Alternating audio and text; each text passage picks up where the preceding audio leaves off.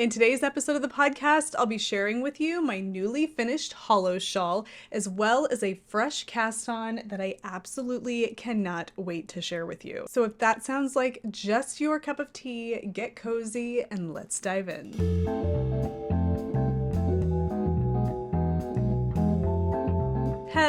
Hello, and welcome to the Wool Needles Hands Knitting Podcast. My name is Taylor, and I will be your host. I am really excited to be here with you guys today. I have a finished object to share with you guys, and I have a new cast on that I'm really excited to get into with you. It is a whole new type of sweater construction that I'm super enthusiastic about. The yarn is new to me, the color is gorgeous, and I'm just really excited about everything I have to share with you guys today. But before we get into any of that, I want to remind you to, at any time, either while you're watching the video or afterwards, head over to woolneedleshands.com. We have a merch shop over there where you can buy lots of fun merch to help show your support for the channel. You can also sign up for the newsletter, which goes out at the end of every month. You can shop from a few patterns that I have published, and you can leave me a tip for upcoming midweek ramble videos over at the Wool Needles Hands tip line. It's a one-stop shop for all things Wool Needles Hands, and I would love for you to check it out to help show your support for the Wool Needles Hands channel here on YouTube. And one of the really cute merch items is the mug that you see here. This is artwork by yours truly, and it's just kind of a little reminder when you need some quiet time. There's like something on my cup. Now, I want to dive right into this. Obviously, I have a finished object here, but before I tell you about this, I want to let everybody know who commented in my last podcast episode when I was sharing some concerns that I had with this particular shawl. This is the Hollow Shawl by Melody Hoffman. My concerns were primarily just about the size of the shawl and being a little concerned that if I kept going to the end of the pattern, that it would be far too large, larger than what I would use. And so many of you left advice down in the comments of that video. I want to say it was my last podcast episode, telling me to cast off, bind off. It's going to be too big if I keep going.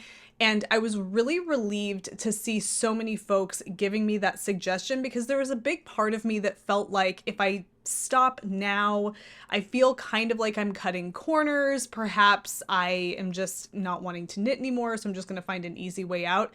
But then there was a really big part of me that was thinking, no, I really think that it's going to be too big and I won't wear it as often if I don't stop now and just bind off and have it as is. So having all of that feedback in the comment section really kind of, I don't know, like empowered me, emboldened me to just put the kibosh on it and bind off and be done with it. And I'm really, really happy that I did. So this is my finished object. This, like I said, is the Hollow Shawl by Melody Hoffman. Now, I'm going to take it off and show you.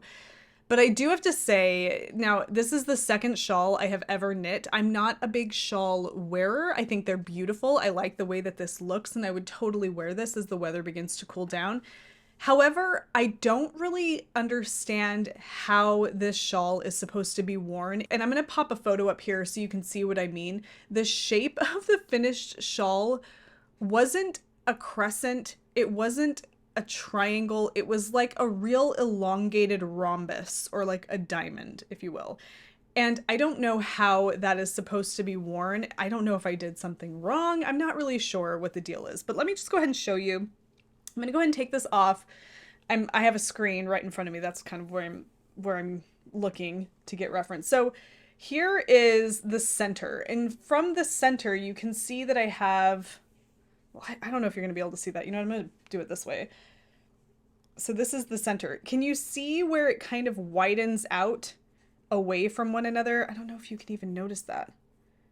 Yeah, it's like kind of a diamond shape. So this little area, it comes up and it goes down. So there's a point at the bottom and a point at the top.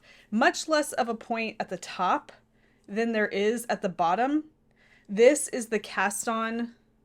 Yeah, so this is where the cast on edge at the top. And then this is my bind off. No, wait, I take that back. This is my cast on, sorry.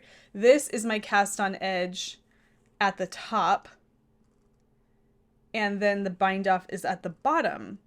And it's pointed at the top here. You can kind of see if I hold it like that, it kind of comes to a point. And it's pointed at the bottom. And then it's real long. just real long. You have all these real long spindly bits all the way down at the end. So, I mean, I don't even know how long this thing is. I didn't measure it, but it's lengthy. I mean, it's lengthy. Like, goodness gracious. So it's so lightweight. The fabric of this, you guys, I want to stand up. I don't know what that's going to do. But the fabric of this shawl is so pleasant, and I would love like a real lightweight t-shirt in this. It's just so nice. The drape is fantastic. Really love this. It's really beautiful. I love it. I love it like this. I love the way it looks. I love folding it up and feeling how soft and squishy it is. I mean, come on, it's fantastic. And I'm so happy that I finished it. I feel like if I had kept going, it just would have been too large. The problem I'm having is putting it on. Like, it's not something you can just throw around your neck. I mean, this is like a boa constrictor in length. This is crazy. So if I'm putting this around my neck, like my instinctive initial reaction or action is to just wrap it around like this and then pull the ends. Okay, all right, pull it together. Okay, so now I have it around. I mean, this is like how you would put like a scarf on. And I know like a lot of you are going to be like, Andrea Mowry has all these videos where she shows you how to style shawls. Like, I know. I don't want to like have to take a master class on how to put a shawl on. I just feel like this is the way I would be most inclined to throw a shawl on. And if I have to do anything more convoluted or contrived than that, I'm probably just not going to wear the shawl. So this is so I could leave it like this, right? And then I've got like these like nipple tassel ends down here, which, pardon me, it's just the first thing that came to my mind. So these just kind of hang around like that. Or I could tie them off into this little like tie situation. And then I can make it a little cockeyed and have it kind of dip down the back. This is now me putting it on using a screen as a mirror. But this is really the best I can come up with. And of course, here it is. If it's really cold outside, I could definitely like wrap this around again. Then I have like a turtleneck situation. I know I'm not trying that hard. I know I could sit in front of my mirror and just really work the hell out of this until it is just right. But you guys, these like long, narrow parts right here, they're not the most helpful. And I don't know. I think it's just I need to get used. There's like a learning curve when it comes to wearing a shawl. I get it. I mean, if Andrea Mowry is making videos that show you how to like style shawls, that means that, you know, obviously there's a skill there that maybe I just don't have yet. But I don't know if I want accessories in my wardrobe that require me to develop like a skill to wear them. I'm not lazy. It's just that seems like a little much. I want to be able to just take it. And I know there's some of you that are like watching this like, okay, who cares? Get over it. No big deal. Yeah, I totally hear you. But I just want to be able to throw it on. I just want to throw it on and get a move on with my day and not have it feel like it's just this big whole like production. That's good. That's cute. But then like, I just think I have to do this like little knot thing over here. What are those shawls called? I've mentioned this before and I'm drawing a blank on what it's called. In Middle Eastern countries, and I'm not exactly sure where they are worn primarily, so I don't want to speak out of turn. So a keffiyeh. Okay, so a keffiyeh, I'm going to give you a definition here. It's like an Arabic shawl. Okay, so this is a website called Handmade Palestine, the history of keffiyeh, a traditional scarf from Palestine. Okay, there's a photo at the on the landing page of this website of a man wearing a keffiyeh. I'm going to see if this will... There. So you've seen these before, I'm sure. That's called a keffiyeh. It says, the scarf we call the Palestinian keffiyeh today has a fascinating history dating back to Sumerians and Babylonians in Mesopotamia. It is also known as a shema scarf, Arab scarf, Palestinian hatta, yame, and igal. Prophet Muhammad used to wear the shema as well. Okay, so this is like, in Arabic culture, this is a traditional dress, accessory. You know, item. And I think I mentioned a little bit about this in the bandana episode. However, it's the aesthetic of this piece, this keffiyeh piece, that I kind of like the look of. It's very functional looking. You see a lot of folks wearing them in desert areas where it's dusty and sandy. It has like a desert vibe to it, even outside of the context of being in the Middle East and all of that. So that's always kind of what I've thought about when I think of shawls that are lightweight and something that I would wear in, you know, a desert, a high desert like region or climate like where I live.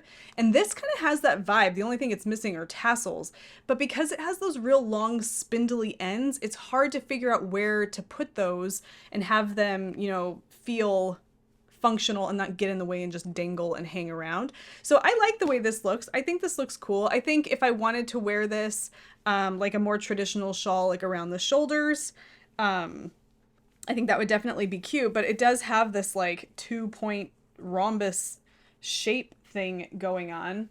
Yeah, so that could be really cute. Wearing it like this would hang all the way to my knees. It's so much.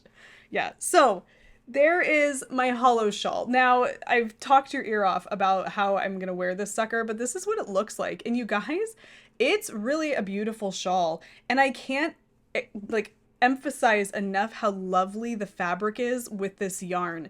If you want to knit a nice lightweight shawl, something like this, you don't want it to be woolly and hot, I would definitely encourage you to give a merino cotton a chance, a fingering weight merino cotton. It's just a really lovely yarn and it makes a really beautiful fabric. Perfect for a shawl like this if you want it to be light wearing and something that can kind of take you, you know, to the warmer weather and the cooler weather, and something you can layer underneath a coat in the wintertime. So I'm really happy with this. Now, somebody asked, knowing or thinking that I might be cutting it off early or ending it early, if I could weigh this to let them know how much yarn I actually did use. I believe this calls for what would be 4 full-size skeins of fingering weight yarn. I did not use that at all. So this calls for 1,140 yards, which would be 285 grams of yarn. So let's see how much I used. Okay, so I'm gonna set this here. Weigh this, make sure it's all on there.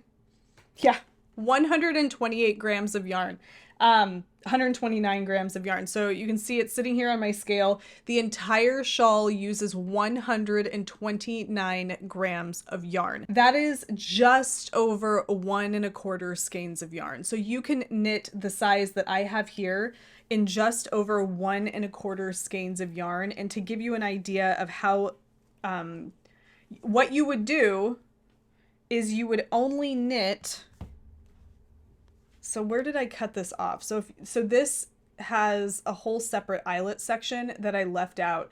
So it has 1, 2, 3, 4, 5, 6 eyelet sections. I only knit 5 eyelet sections and I cut it off about 2.5 inches after that 5th eyelet section. And that only required 129 grams of yarn. I'm not gonna, why am I doing this again? Like yeah, 129 grams of yarn. So if you wanted to knit a shawl the size that you see here, you could do that. I used the required needle, a size 6, and it's a very generous shawl, and it takes just a little over 2 skeins of yarn, which is not a bad deal, especially if you've got some yarn hanging around in your stash. So yeah, I'm loving this. I really like it. I love the color. I think the color is fantastic. I'm not loving the process of putting it on and figuring out like how I'm going to wear it, but I think that's a learning curve thing because I've done it a few times now and I'm feeling much more confident. However, I'm going to my tried and true, not the little like ends situation. There we go. So this is it. This is how I will be wearing it for the remainder of the episode, but I'm happy with it, you guys. It was an enjoyable knit. The pattern is really well written, like all of the ones that I have read from Melody Hoffman are. I love it. It was great. And the yarn, definitely consider a merino cotton yarn. It's just a fantastic option. I have a lot of this left. Not sure what I'm going to do with it yet, but I have this, and then I have an entire skein of this left over. I mean, it's just a really beautiful color. Isn't that pretty? Yeah. So loving that. That is my Hollow Shawl by Melody Hoffman, and it is finished. I really gotta hand it to myself. Like, I feel like the last time I put this on just now, I put it on fast. It was like, whoosha, whoosha, done. So when we were talking in the last episode of the podcast, I was sharing with you my itchy finger problem. I have been working on this and then some socks and a few other things. You can go back and watch that episode. And I've been talking about how I just needed something else, something to spice up, you know, my whips a little bit, get some projects on the needles that are a little bit more interesting. And I was sharing with you some yarn that I had. So I have this. So I was sharing this yarn in particular. This is Isager Eco Soft. And I was talking about how I wanted to do something with this. And I was going back and forth between a few different things. One of those things being the Eclair by Kate Fernandez.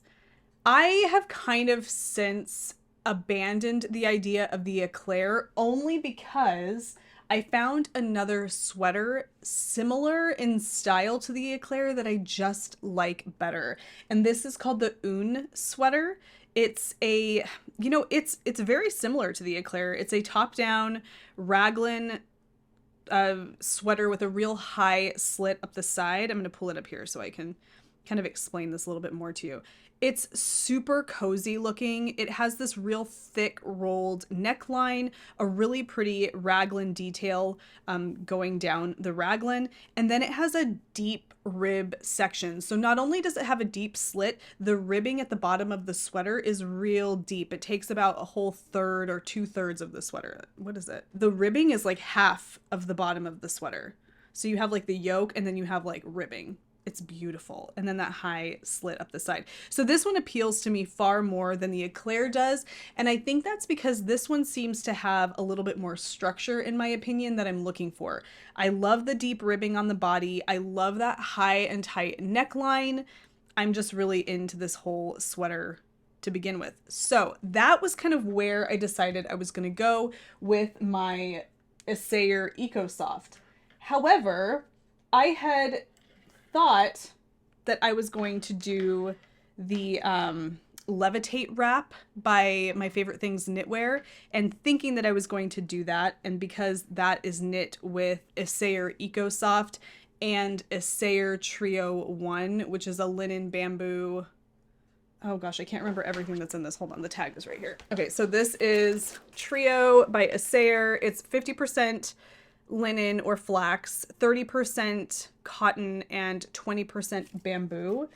The Levitate wrap by My Favorite Things Knitwear combines these two together for what I'm assuming is a little bit more of a dense fabric. This is very light and lofty all by itself, and I feel like this adds a little bit of structure, resilience, and density, which I tend to like. I like the idea of a really lightweight sweater, but I feel like there needs to be something there to give it substance. And this, in my opinion, is lovely and cloud-like as it is. I feel like it lacks that density. And so even though I'm not knitting the Levitate, I still wanted to pair these two together for the Un sweater, which is what I casted on. So this is a fresh cast on. And I'm kind of deciding as I knit the ribbing for the neckline if I'm loving it or not. So far, so good, but here is where we are with it so far. There's nothing much to really write home about, but you can kind of get an idea of what the fabric looks like. It's super, super squishy and soft. Now this would be knit 10 centimeters and then folded over. So it's about 4 inches, folded over, and it would be a double thick neckband. And then it would be, knit together, and then you would start the raglan increases for the body of the sweater. I think I love this, but I'm being tentative about it because I'm wondering if I even want another really heavy sweater like this right now. I love that sweater. The design of that sweater, I really do love it. But I'm wondering if that's the direction I want to go right now, if I even really want the Eco Soft to be like waiting in the wings right now. I don't know. So I'm not so sure. So that's what I have so far. That's kind of what I'm thinking, but I'm not going to go into too much detail about that because I'm just not dead set on it yet. I'm using the collar as an opportunity to decide. I feel like once I get that knit and rolled over. I could put it around my neck. I'll get an idea of what it's going to look like, and then maybe I'll have a better idea of whether or not it's something I want to work on right now.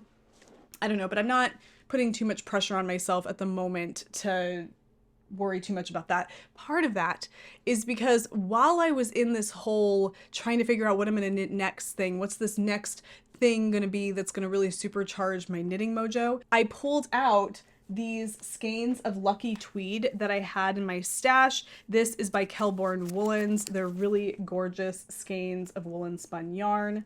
The color here is Ocean.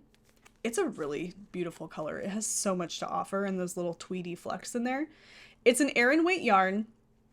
Absolutely love this yarn. I got this at Knit Dallas back in, I want to say February, and I hadn't really settled on what it was I was going to knit with this, but I decided it was time to consider it. It's been sitting in there. It's a new to me yarn. I've never completed a project with woolen spun yarn. I love the color. I'm really into this like earthy teal right now. And so I decided to pull out a pattern that I've had in my favorites for so long. I've actually had it in my library for so long. I've been wanting to give it a shot. And that is sweater number 18 by My Favorite Things Knitwear. Now, this is not a new to me designer. I've known about My Favorite Things Knitwear for quite some time, but this is a new, I've never knit anything by this particular designer, but I love all of the designs that she puts out. I think they're gorgeous. Now, this sweater is it's not a top down. It's seamless in that you're not going to seam anything together. However, it is not knit in the round seamlessly like a top-down raglan. It has a really interesting construction. So you begin the sweater by knitting the back. So here is the back of the sweater. So you begin by knitting the back of the sweater, and as you're knitting the back, you're shaping these like shoulder seams, if you will, that will then be used as a place to pick up stitches for each of the shoulders. And then you continue with each of the shoulders and the front. And once the front is done, you connect the front and the back and you carry on in the round, which is what I have just done. It's completely new to me in terms of construction. The sweaters that I've knit in the past have all been top down in the round and seamless. I'm kind of like a newbie, not even, I mean, I don't know, like an intermediate beginner when it comes to sweater knitting, because I've not experienced lots of different construction types, and that's fine. I don't think that you have to do that, but I just realized with this that it is so new in terms of this construction, but it is so interesting and diverting, and I enjoy it. I really enjoy this new process of putting a sweater together. And I think another thing I love about it is that there's a lot of back and forth knitting here. You're knitting flat quite a bit, but you're not going to be left with all of these little sections that you have to piece together at the end. You kind of are piecing them together as you go by picking up stitches for each of the different sections. So you have, you know, seams kind of. I wonder if picking up stitches to create a seam has the same kind of structure that it would have if you sewed those seams together. I'm not really sure, but I will tell you it's a really enjoyable process. It's very intuitive. It's not overly complicated. It's laid out in the pattern beautifully, row for row. Everything is there, even the texture pattern, and it's really awesome. And it's a very interesting construction as well. So like I said, the first thing that I did was the back. And then after the back was finished, I did the shoulders up here. And then I had pretty much this flat piece that was like this. It wasn't connected to be knit in the round, but it was just a flat piece with a hole in the middle. And then once I had the front and the back to a certain length that matched, then I joined them to begin knitting in the round. So where I'm at right now is the body of the sweater that I will carry on knitting in the round, and Bob's your uncle. I'm going to have to add my sleeves, obviously, but what's cool about this is it's kind of I want to say it's like a drop sleeve construction.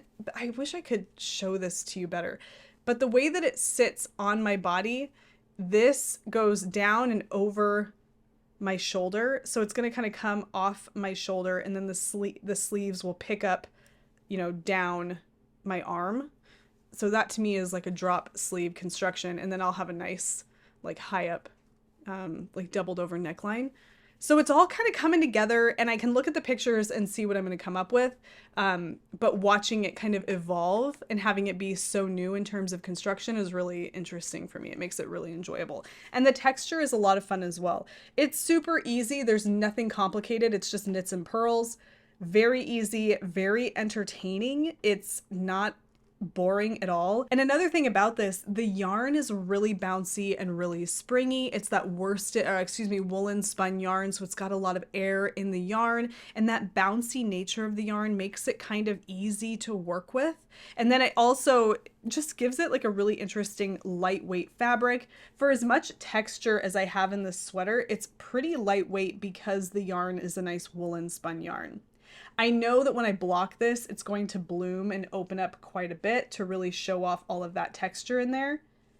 But I'm really loving this so far. And I wish I could show you the construction a little bit better. I know it kind of just looks like a rectangle right now. As I get a little bit more progress, I will show some pictures on Instagram, and then of course I'll show you on the next episode of the podcast.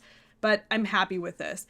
Some thoughts that were running through my mind as I was working on this are that idea that maybe you don't need. So I know a lot of us who knit garments, those of you who knit garments prolifically, if that's a word, know the difference in the resiliency of a garment that is knit seamlessly and a garment that is seamed together. I know that there is more structure in a seamed garment. Those seams are going to hold everything in place and kind of help to resist, I don't know, that the sagging or the gravity, of time and wear. But I kind of wonder, and I think about this a lot when I'm knitting this because of how enjoyable this is, despite not being this like top-down seamless, construction. Can seams that are created by picking stitches up along a particular edge, can those seams kind of hold the structure of a sweater just as well as seams that are created when you sew pieces together? I know some of you are watching this and have an opinion on this, and please let me know down in the comments below, because I feel like the way that this is constructed, where you're not knitting and binding off and putting that piece aside and then knitting the back and binding off and putting that piece aside and then coming back later to put them all together, the way that you put stitches on hold or pick up stitches to kind of move in a different direction in the sweater is so much more enjoyable, so much less daunting than the idea of just having these little pieces stacking up that you have to sew together later. I love it. It's really kind of exciting for me because now I see other sweaters that have a similar construction to this, and I read in the description that they are seamless and you're essentially creating seams by picking up stitches, and now I know what they're talking about, and I feel like it has kind of lifted the veil on what would have otherwise seemed complicated to me. I don't know, I feel like I'm kind of getting ahead of myself, but these are the ramblings that go on in my mind as I'm working on this sweater, because it's almost like I'm working on this sweater, I'm knitting this flat, I'm knitting the front, I'm knitting the back, and then I'm picking up stitches, and even though I'm knitting flat and I'm not knitting in the round top down, I still have a sweater that's coming together before my very eyes, and I didn't have to cast off anything. I don't know.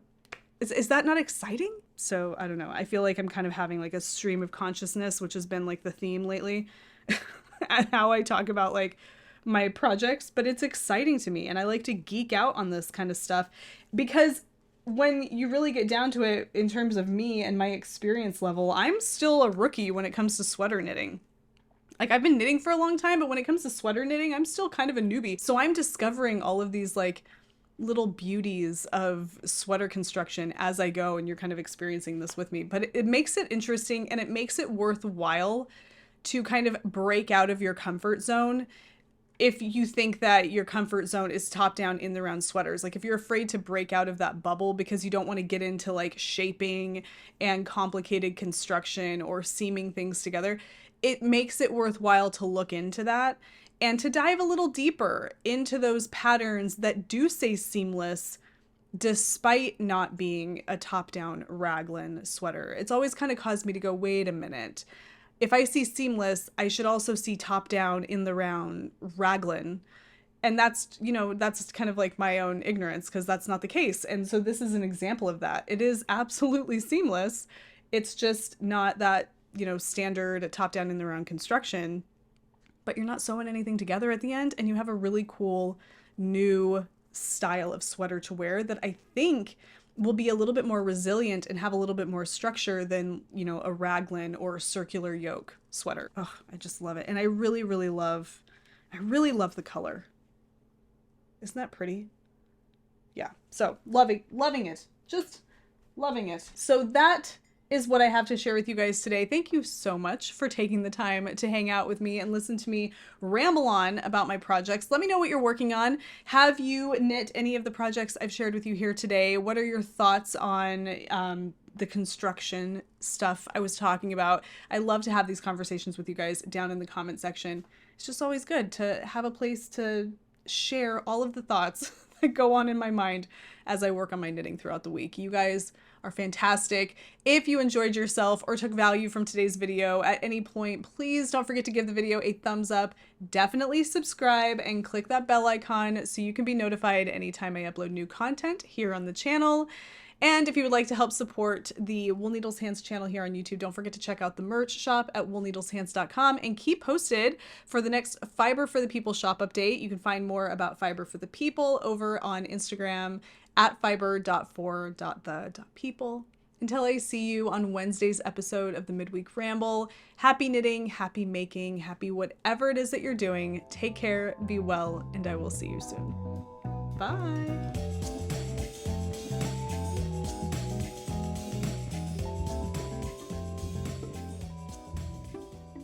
I'm drinking a cup of tea, but I feel like, for full transparency, I have this sitting over here. I'm not sponsored by Monster. That would be really ridiculous. My energy level is kind of in need of a boost. My husband had an extra energy drink out in the front. Why am I even telling you this? Just cut this out.